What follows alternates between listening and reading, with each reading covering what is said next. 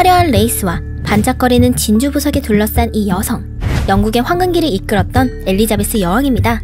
강력한 권력을 드러내듯 당당한 모습과 왕국의 부를 모두 모아 눈부시게 치장한 모습이지만 이 나라에 가면 노예처럼 꾸몄다며 핀잔을 듣는다곤 합니다. 과연 이 나라는 어떤 곳이며 일반적인 상식과 다른 생각을 하는 이유는 무엇일까요? 이 나라에 대한 이야기는 토머스 모어에 의해 알려지게 됩니다. 잉글랜드의 정치가이자 법관인 토머스 모어는 브뤼셀에서 만나게 된 라파엘이라는 사람에게서 어느 섬나라에 대해 듣게 되고 이야기를 기록하게 됩니다. 이 섬나라의 이름은 유토피아. 여러분도 예상하시다시피 이 이야기는 모두 토머스 모어가 만들어낸 상상에 불과하며 당시 혼란하고 부패했던 정치 상황을 비판하기 위해 쓴 책입니다. 이전 영상에서 토머스 모어는 누구인지, 그가 살았던 당시 영국 사회에 대해 짧게 소개했었는데요. 오늘 영상에선 유토피아의 세계관과 모어가 생각하는 올바른 국가의 역할이 무엇인가에 대해 소개해보고자 합니다. 책 유토피아는 1부와 2부로 나누어져 있으며 우리가 알고 있는 유토피아 세계관을 설명한 것은 2부입니다. 토머스 모어는 당시 왕이었던 헨리 8세의 명령으로 잠시 해외에 파견되었는데 이때 라파엘 히슬로다에우스라는 사람을 알게 됩니다. 라파엘은 세계 이곳저곳을 항해하며 다양한 경험을 쌓은 인물인데요. 두 사람은 사회에 대한 이야기를 나누던 중 올바른 정치에 대해 논쟁하게 됩니다. 그러다 라파엘이 유토피아라는 신비한 섬을 소개하며 아주 깨끗하고 이상적인 세계라고 설명합니다. 이 나라에선 사치와 쾌락이 엄격하게 금지되고 다같이 농사짓고 배움을 추구하며 청렴하게 사는 것을 지향합니다. 외국인인 모어 입장에선 몇몇 의문점이 남긴 했지만 자신의 국가 상황과 비교해봤을 땐 너무나도 안락하고 평화로운 사회에 감탄하게 됩니다. 당시 잉글랜드는 상공업이 발달하며 국가의 부강함은 하늘을 찔렀지만 국민들은 먹을 것이 없어 아사하는 아이러니 그 자체였습니다.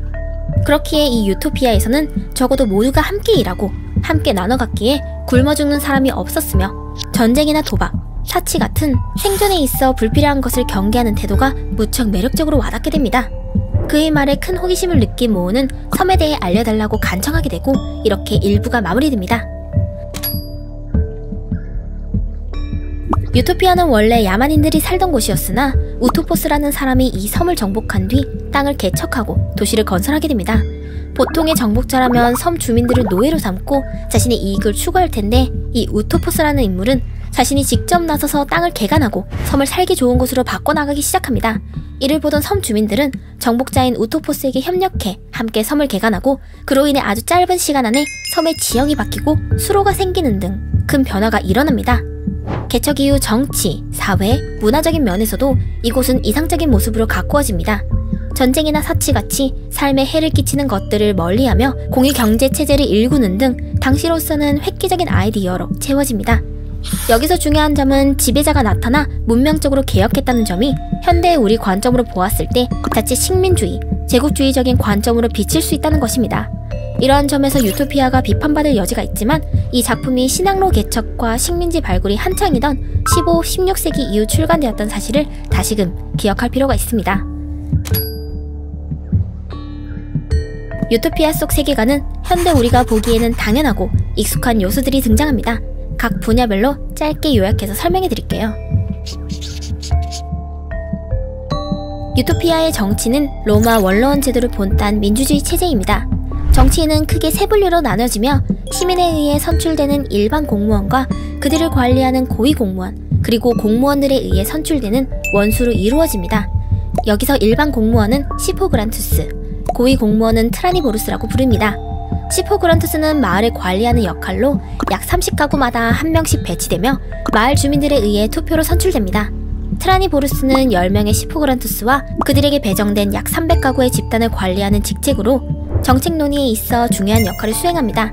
마지막으로 원로원의 대표인 원수가 존재하는데 200명 정도의 시포그란투스들이 직접 투표하여 선출됩니다.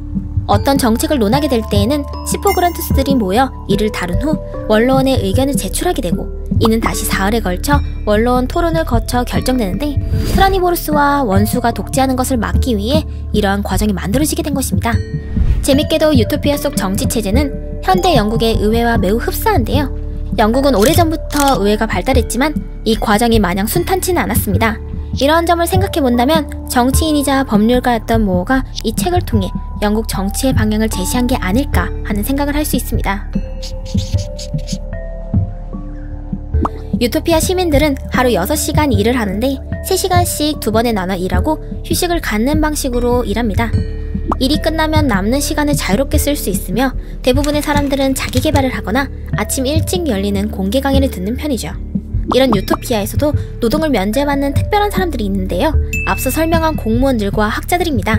이들은 약 500명가량의 극소수로 이루어져 있고 엄격한 투표를 통해 자격이 부여됩니다.